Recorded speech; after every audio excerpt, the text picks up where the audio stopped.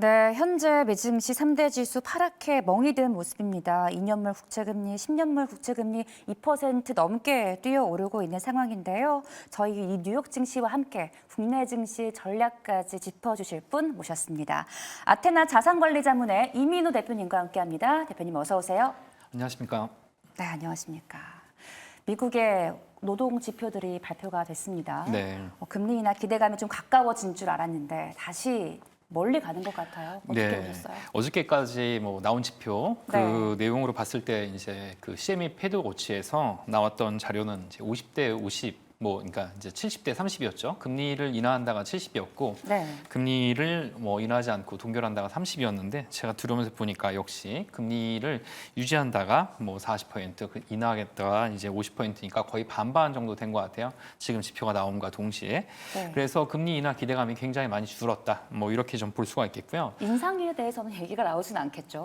예, 인상 얘기가 나오지 않는데요. 지금 그 앞에서도 얘기한 것처럼 묘한 지표가 이제 여기서 제일 걱정되는 거는 이제 그거죠. 전월 대비해서 이 물가의 기본이 될 수 있는 이제 임금 인상률이 어떻게 됐냐. 전월 대비해서 예상은 0.3% 받는데 0.4%니까 이제 계속 오르고 있는 그런 모습이고 또 일자리 같은 경우는 이제 정부 일자리 포함해서 9만 건이 늘어났고 민간 부분에서만 5만 9천 건이 늘어났는데 여전히 이제 민간 부분, 정부 부분 다 좋다 이렇게 좀 볼 수가 있겠습니다.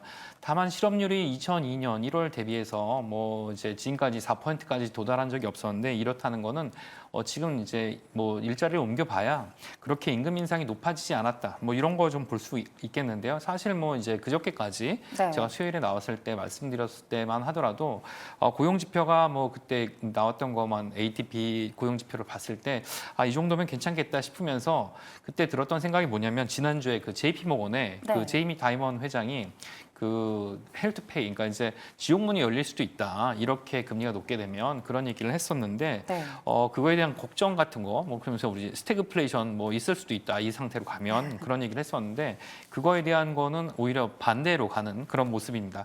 그러니까 오히려 아직 경기는 굉장히 좋다 이렇게 좀 볼 수가 있는 거라고 말씀드릴 수 있겠죠. 어떻게 보면 좋은 매크로 지표들인데 참 금리 인하라는 게 붙으니까 마냥 웃을 수가 없는 현실이 조금 그렇죠. 마음이 아픈 현실인 것 같습니다. 그러면 역시 PC를 봐야겠죠. 예, 그렇죠. 지금 여기서 물가의 기본이 되는 이 전월 대비해서 임금 상승률이 이렇게 높게 된다 그러면 서비스 물가도 당연히 높게 되기 때문에 아무래도 결과적으로는 이제 물가 상승률의 기본이 되는 이제 PC도 영향이 좀 있을 수 있을 것 같고요.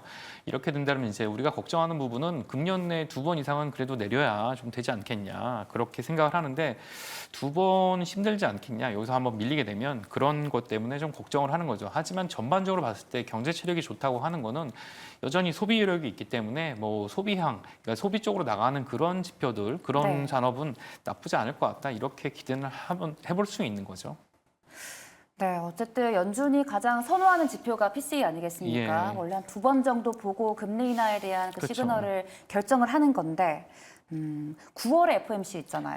그럼 우선은 저희는 그걸 보고 달려가고 있는 상황에서 좀 포트폴리오를 어떤 쪽으로 조정하는 게 좋을까요? 일단 9월에 그 이제 금리 인하가 확정적이다 그렇다 그러면 일단 이제 그런 거죠. 이제 적자 기업 같은 경우나 아니면 그 KPX, 그러니까 이제 시설 투자가 많은 기업들, 기술주 위주의 투자가 좀 괜찮지 않을까 이런 생각을 좀 듭니다. 유틸리티도 괜찮다고 보시는 거죠? 예, 그렇죠. 유틸리티가 대표적으로 그런 영향을 좀 많이 받는데요. 오늘 우리 증시에 이제 금융주, PBR이 이제 저 PBR주 이런 것들이 좀 많이 올랐는데 이게 어떤 거랑 좀 관계가 있냐면 어저께 그 ECB가 이제 금리를 내렸잖아요. 금리를 내렸는데 유럽 같은 경우는 그 전에 이제 9%, 10%에 가까웠던 이제 물가 상승률이 2%대 후반으로 중반으로 내려오고 하니까 아무래도 자신감이 좀 붙어서 금리를 인하했는데 그 효과라고 좀 볼 수가 있겠습니다. 금리가 내려가게 되면 어떤 기업들이 좀 그 경쟁력을 갖게 될까요? 금리가 내려가면요? 예, 내려가면. 성장주 위주로 그렇죠. 적자 기업이나 돈이 없거나 성장주, 시설 투자가 많은 기업들이 거기에 해당이 될 텐데요. 그렇게 된다면 9월에 금리 인하가 확실하게 된다면 조달 금리도 좀 낮아질 테니까 아무래도 그런 기업들, 기술주나 성장주, 그리고 또 우리가 그동안 좀 약간 소외됐던 2차 전지뿐만 아니고 재생에너지 이런 것도 좀 좋다 이렇게 볼 수가 있겠죠.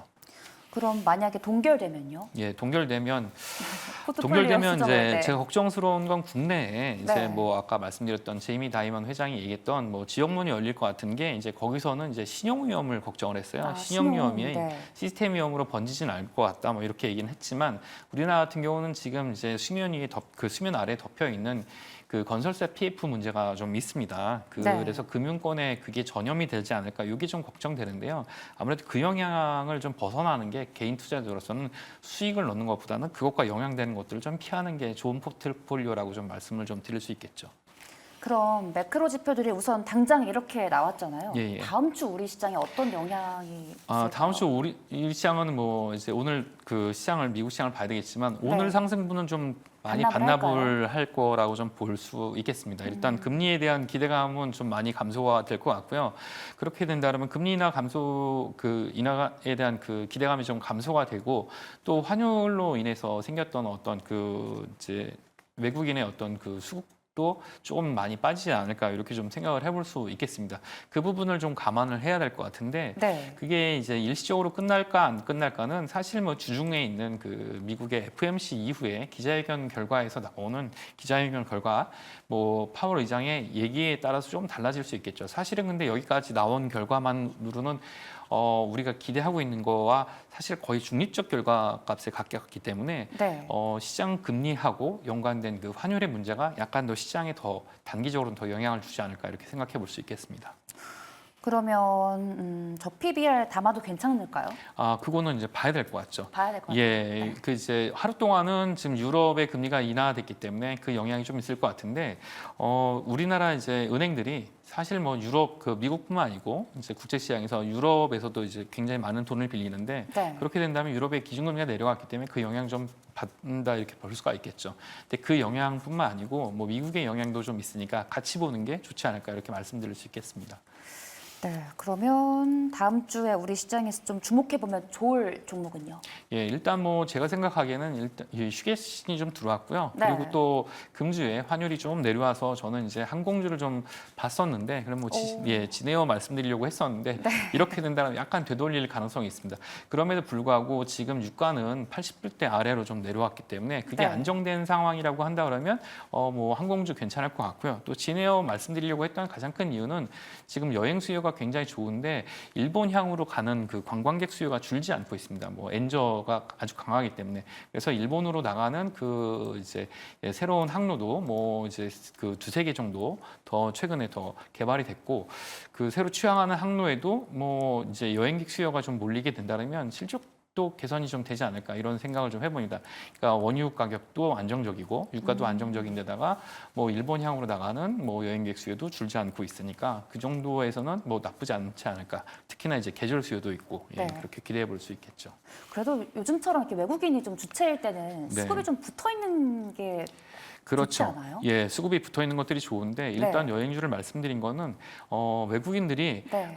특정적으로 봤을 때 하나의 업종에 뭐 그 몰려 있는 것들이 아니고요. 네. 돌아가면서 이제 매수를 하는 그런 특징이 순환매가 이어지니까. 이어지는데 네. 우리가 이제 보통 이제 외국인들 우리 국내 개인 투자자가 사는 단기 과열로 지정되는 그런 종목들은 담지 않고 네. 대체로 봤을 때 이렇게 PER이 낮거나 아니면 이제 업종 특성상 외국인 비율이 소진됐다가 다시 올라오는 그런 종목들을 매수하는 그런 특징을 좀 보이고 있습니다. 그래서 여기서 봤을 때는 뭐 이 정도가 괜찮지 않을까 이런 생각이 좀 들고요. 네. 다른 업종들, 그러니까 같은 종목 내 다른 종목들과 봤을 때도 약간 더 경쟁력이 좀 있는 편인 것 같아요. 그러니까 지금 봤을 때 전반적으로 주가 흐름은 좀 많이 내려온 편이고 그리고 실적도 뭐 나쁘지 않습니다. 네, 그래서 이 정도가 유가나 아니면 뭐 관광객이나 또 새로 취항하는 항로 이런 거 봤을 때 전반적으로 좋은 흐름을 가지고 있다 이렇게 좀 볼 수가 있겠죠. 네, 이슈도 좋고 아직 상승 흐름을 보이지 않은 종목이니 좀 저가에 매수해도 괜찮을 것 같다라는 언급을 해주셨습니다. 저희 시간이 좀 남아서요. 오늘 뭐 이야기하면 대왕고래 관련주 이야기 안 할 수 없을 것 같습니다. 네. 대왕고래 섹터에서 일부 조정이 왔습니다. 네, 네.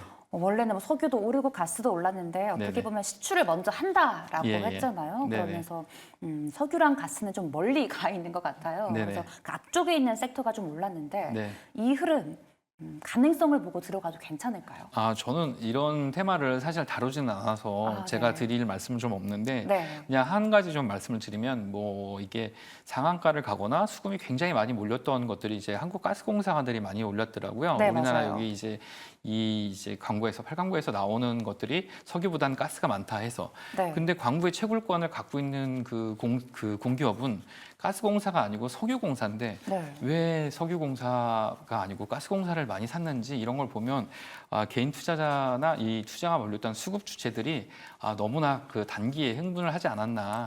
그래서 약간 이성을 찾고 네. 접근을 해야 될 필요가 있지 않을까 이렇게 좀 생각을 해보고요. 네. 지금 와서 뭐 앞단이나 뭐 아니면 중간 단위 그리고 이제 개발 지금 우리가 용선을 한 시추선이 한국에 오지도 않고 있습니다. 말레이시아 그쪽에서. 그러니까 이거 너무 흥분하지 않으시고 지금 네. 이거 가지고 막 이거를 옹호하면 뭐 정치적으로 어느 색깔이고 반대하면 어느 색깔이다. 회의적으로 네. 보면 그 정도까지 지금 과열 국면이기 때문에 이럴 때는 시장에서 좀 이런 테마는 좀 나오는 게 오히려 저는 항상 이제 이런 자산 운용을 하는 입장에서 네. 많이 버는 것보다는 잃지 않는 쪽을 더 베팅을 하는 쪽입니다. 그러니까 여기서는 과열된 판에서는 뛰어드는 것보다는 좀 나와 있는 게 오히려 그 좋은 투자자, 성공하는 투자자의 입장이 좀 아닐까 이렇게 좀 말씀을 좀 드릴 수 있겠죠. 좀 안전한 투자에 예, 예. 대해서 이렇게 좀 잘 보고 계시는 것 같습니다. 그러면 또 하나 더 질문 드려볼게요. 저희 수요일에 2차 전지 이야기했던 거 기억나십니까?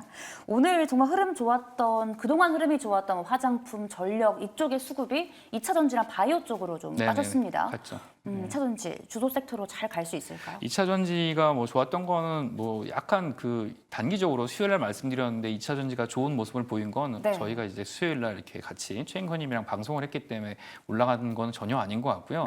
네. 기본적으로 이렇게 단기적으로 올라갈 만한 이유가 있었는가 싶기도 한데 그때 네. 말씀드린 것처럼 뭐 그 니켈이나 그 리튬 가격이 올랐기 때문에 그래서 가격 반등으로 인한 가격 상승을 한 그 어떤 실적 개선 효과를 약간 좀 기대하는 부분도 있고요. 네. 또 미국에서 이제 관세를 100%까지 올리겠다는 부분도 약간 좀 시장에 작용한 것 같은데 네. 기본적으로는 그 중국이 예전에 조선소가 뭐 그 2,000개냐 5,000개냐 셀 수 없을 만큼 조선소가 많아서 이제 조선소가 정리가 되다 보니까 거기서 일하던 사람들이 다 실업자로 나왔었는데 그런 것처럼 이제 그 중국 시진핑 주석이 최근에 이제 관료들을 두고 그런 얘기를 했었는데 네. 이제 밖으로 알려지기를 우리가 이런 식으로 그 중구난방으로 장사를 하고 생산을 할 게 아니고 좀 고차원적으로 그런 경쟁을 해야 된다면서 이 생산량 조절 같은 거를 얘기를 한 적이 있었대요. 네. 그러니까 이제 과잉 생산해서 서로 머리가 깨지게 한 다음에 뭐 기업들이 이제 문을 닫으면 결국 네. 거기서 일하는 사람들은 실업자가 되잖아요. 그렇죠. 그런 상황이 되지 않게끔 하자 뭐 이런 얘기를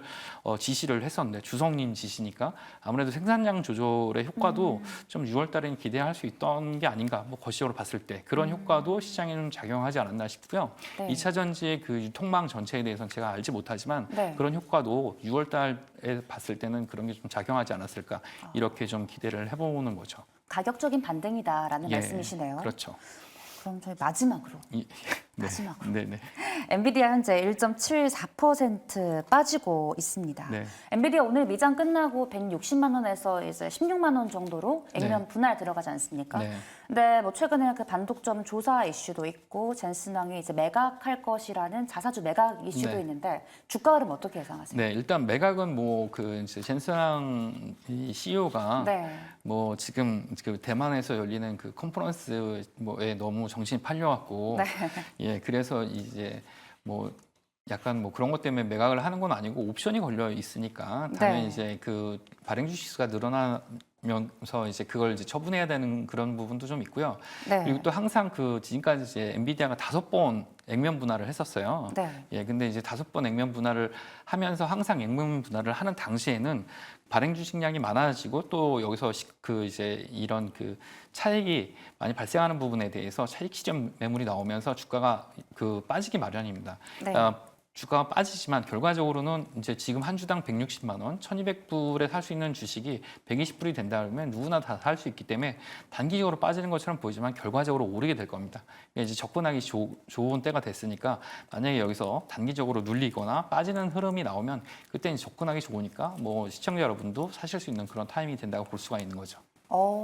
보통 액면 분할을 하면 이 저가 메리트가 있으니까 오르는데 네네. 보통은 다시 누르다가 다시 반등을 한다는 그렇죠. 말씀이시잖아요. 예, 맞습니다. 그러니까 저희 입장에서는 액면 분할하고 좀 눌렸을 때 네, 담는 게 그렇죠. 좋겠다는 말씀이시네요. 예, 맞습니다. 네, 알겠습니다. 오늘 시간관리상 대표님은 여기서 보내드리겠습니다. 지금까지 아테나 자산관리자문의 이민우 대표님과 함께했습니다. 고맙습니다.